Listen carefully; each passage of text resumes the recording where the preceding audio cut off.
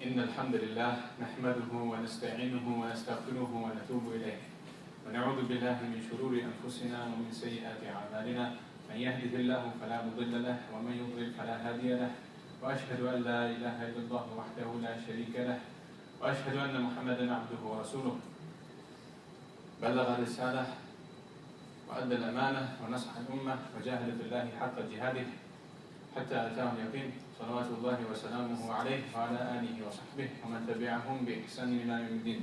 قال الله تبارك وتعالى يا أيها الذين آمنوا اتقوا الله حق تقاته ولا تموتن إلا وأنتم مسلمون. وقال الله تبارك وتعالى يا أيها الذين آمنوا اتقوا الله وقولوا قولا سديدا يصلح لكم أعمالكم ويغفر لكم ذنوبكم ومن يطع الله ورسوله فقد فاز فوزا عظيما. ألا إن أصدق الحديث كتاب الله وخير الهدي هدي محمد صلى الله عليه وسلم وشر الأمور محدثاتها وكل محدثة بدعة وكل بدعة ضلالة وكل ضلالة في النار. أما بعد فقد قال الله تبارك وتعالى فأما من ثقلت موازينه فهو في عيشة راضية وأما من خفت موازينه فأمه هاوية وما أدراك ما هي نار حامية. My dear brothers, a lot of us when we grow up we might have been exposed to things like sports. We might have been playing sports as we're growing up, or video games, computer games. And nowadays, especially in the last few years, probably everybody has been exposed or is immersed, I would say, in the social media. So Facebook and Twitter and other types of social media. And subhanallah, when we look at these things, we look at right from the things like team sports or individual sports, we look at things like the video games and the computer games. Think about these things that make it addictive. Think about those factors that make the social media addictive, the things that you get attracted to by these video games or by the social media or even the team sports. And you can find that there's some really interesting aspects of these that draw people to that attract people to that and keep people engaged. And some of those things, we might not be even getting some tangible benefit, some material benefit from these things. So think about it now, think about your video games, for example. And when you have let's say some game, and what do you get out of it? Let's say there might be some high score, some points. There might be some things inside the game that you feel that you're attaining. You might have that status that you're the best player or the strongest player or something like that.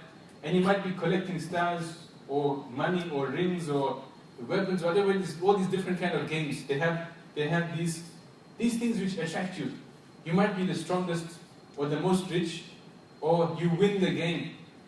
And the same thing with the team sports or individual sports.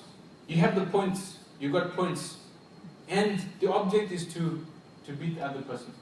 You feel fit, maybe you have the peer pressure, something like that. You have some kind of factor that makes you want to be the highest or the best, a sense of achievement, a sense of recognition. So this thing is that thing that makes you motivated to do better, that pushes you to be better than the other person or your team to be better than the other team. So there's some motivating factor. So when we look at a concept that is now being introduced more and more in learning and in the workplace as well, it's called gamification.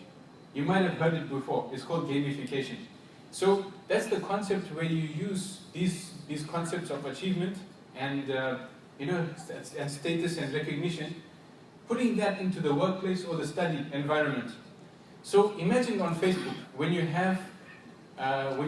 put a post and somebody's sharing your post somebody's putting a like, you feel that you feel you've done something, you feel that like people like you.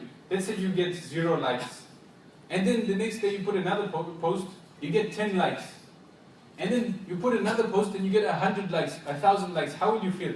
There's something you feel that, well, people like you, people are actually saying that what you're doing is good. You have some kind of recognition. Now, when in the same way, when in the workplace, what people are doing, what organizations they're doing research into, is you have, for example, let's say it's some kind of a business where it's a call center or a support center. And the more that the people deal with the customers, then the more experience points or the more status points that they're going to get, the more recognition, badges and all these kind of things. And I'm sure that some of you might be familiar with these kind of concepts. And subhanAllah, even in when I was looking at this, doing a bit of research in this concept of gamification, in Sweden, you know, we are familiar when we have when we're driving and in the traffic, we have the speed limit, right? And if you go over the speed limit here in Australia, what happens is, or in Brisbane, in Queensland, what they do is they take off points and they give you a fine.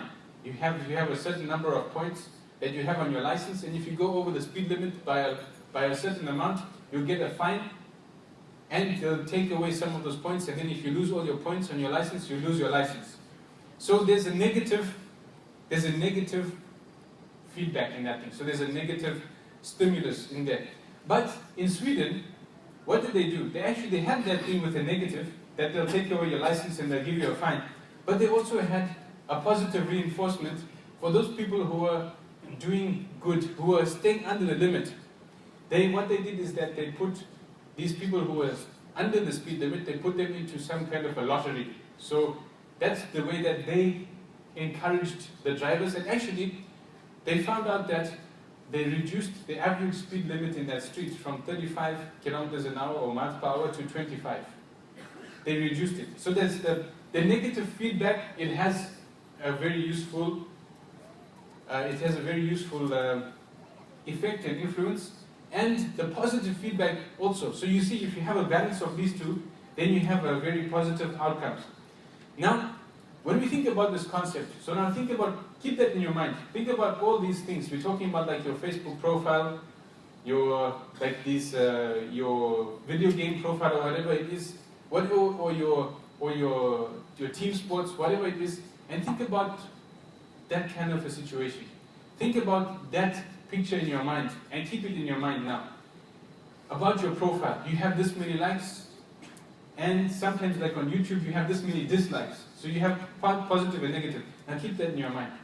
Now, in Islam, Allah subhanahu wa ta'ala has given us something also for us to think about in our profile of our heart and of our lives. The profile of our book of good deeds and bad deeds. Allah subhanahu wa ta'ala says in Surah Al-Qari'ah, فَأَمَّا مَنْ ثَقُلَتْ مَوَازِينُهُ فَهُوَ فِي عِيشَةٍ رَاضِيَةٍ. The one whose scale of deeds is heavy in goodness, he will be فَهُوَ فِي عِيشَةٍ رَاضِيَةٍ. That person, they will be in a life of bliss, of pleasure. وَأَمَّا مَنْ خَفَّتْ مَوَازِينُهُ فَأُمُّهُ هَاوِيَةٌ. And for that person whose scale of good deeds is light, then the ending place is the hawiyah. وَمَا أَدْرَاكَ مَا هِيَ. And what is that? What is that hawiyah? نَارٌ حَامِيَةٌ. The burning fire. The burning, blazing fire. So subhanAllah, when we think about this helps us to put it in perspective. Just as we are worried about our Facebook profile or Twitter, whatever it is, we're worried about having a lot of likes and positives. Let's think about our profile of our good deeds, our actual life profile, our heart profile. This is something that now that when we go on our phones and we look at our Facebook or Twitter or YouTube or whatever it is, and we see our likes.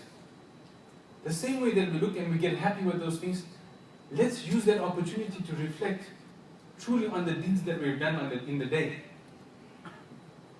This is so important for us. It's so important for us to reflect. Because we might have been doing so much wrong, so many dislikes, people you harmed people, and you're getting negative scores.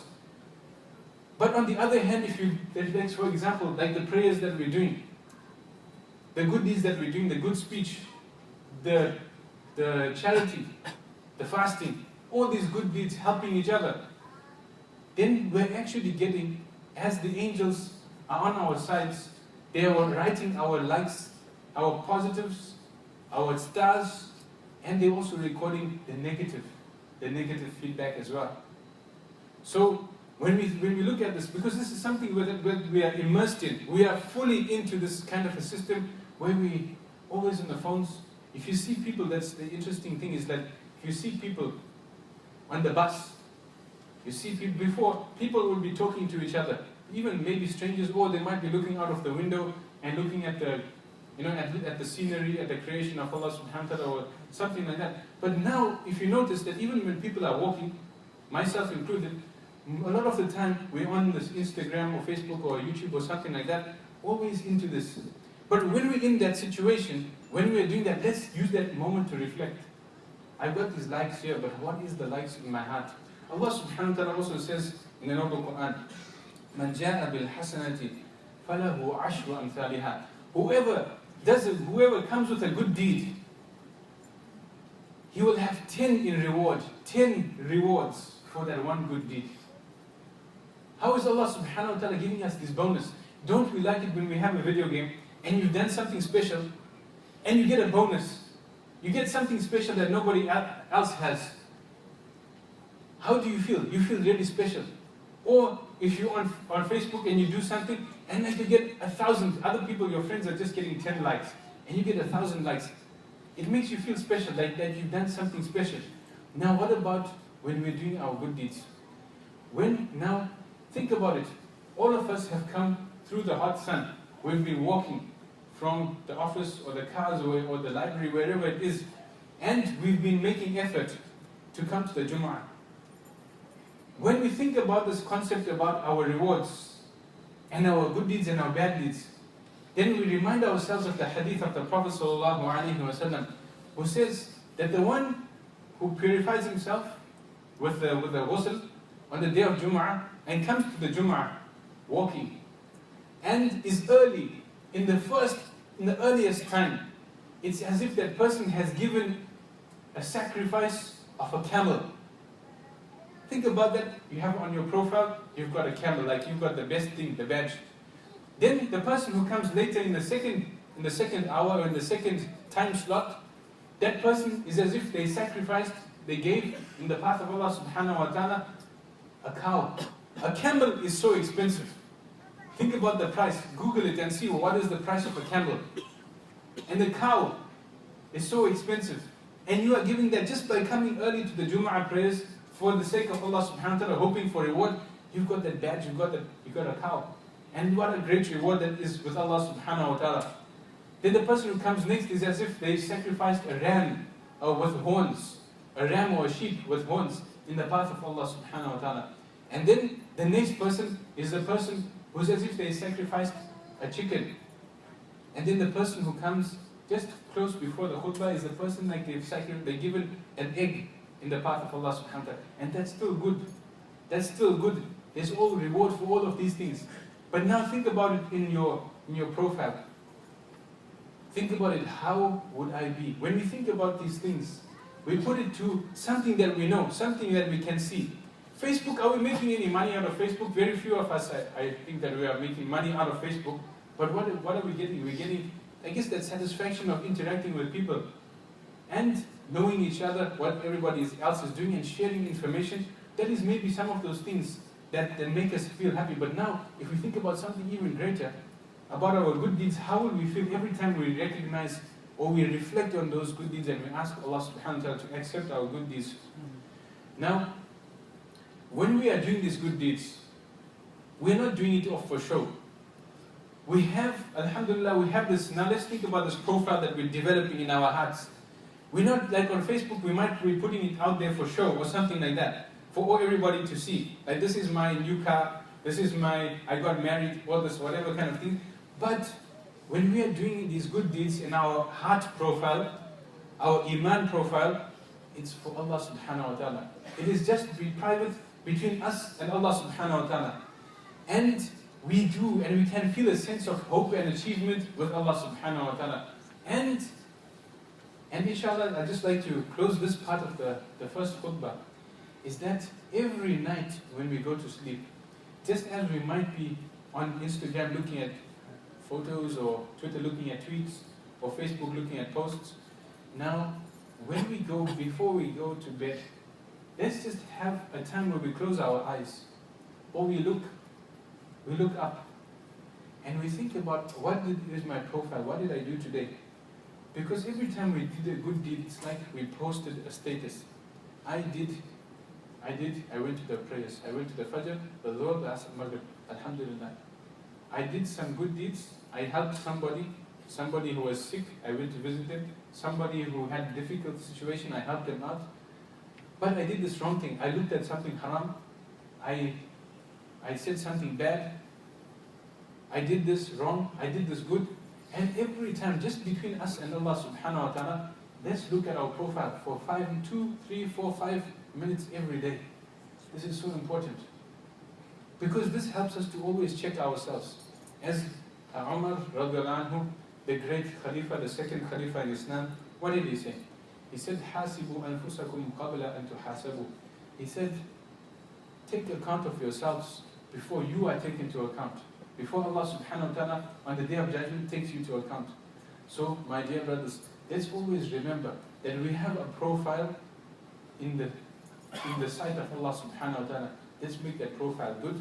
And when we are conscious of that profile, we'll make sure that we're trying to get more likes and more good deeds and less unlikes and less bad things in our profile. So I ask Allah subhanahu wa ta'ala to forgive us and to increase us in goodness in this life and the akhirah. أقول قولي هذا وأستغفر الله لي ولكم ولسائر المسلمين فاستغفروه فإن التائب من الذنب كمن لا ذنب له.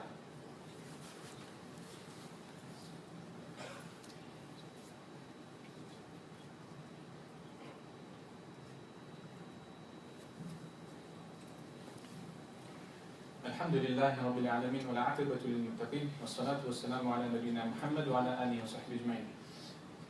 My dear brothers, when we have this kind of an outlook on our life and this kind of a perspective on our life and how we are doing our good deeds and bad deeds and how we are interacting with others, then it helps to motivate us in a positive way to do good and in a negative way to keep us away from wrong. So what I want to encourage everybody is to, when we are looking to do something, a lot